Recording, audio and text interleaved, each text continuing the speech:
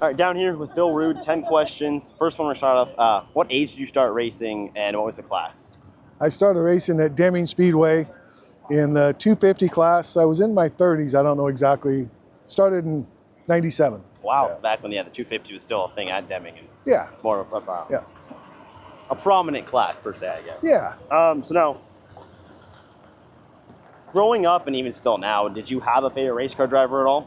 That was my dad, of course. It always is, isn't it? It always is. Who's your dad? Dick Rude. He Okay. raced here in the 60s. I think he quit in the early 70s. What class?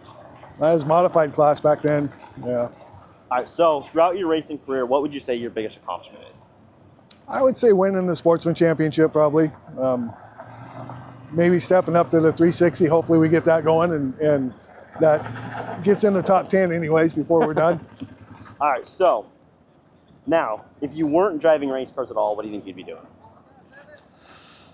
Probably fishing, relaxing over at my cabin. All right, so what is your best memory from racing? I'd being here with family and friends. I made a lot of good friends and met a lot of good people here. All right, that's awesome. It's just a big community, right? Yeah, the kids coming down after the races, sitting in the car, hanging out, getting pictures. It's fun. Now, what would you say kind of your favorite part of the race night is? Getting here, seeing all the people that you haven't, we've been off for, 3 weeks now or something.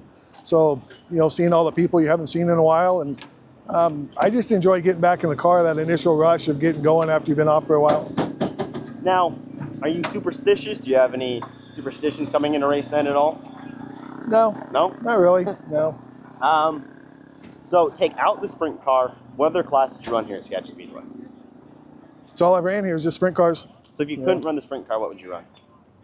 I came and tested in Mel Decker's modified one time. I think I've ruled those out. That just wasn't for me.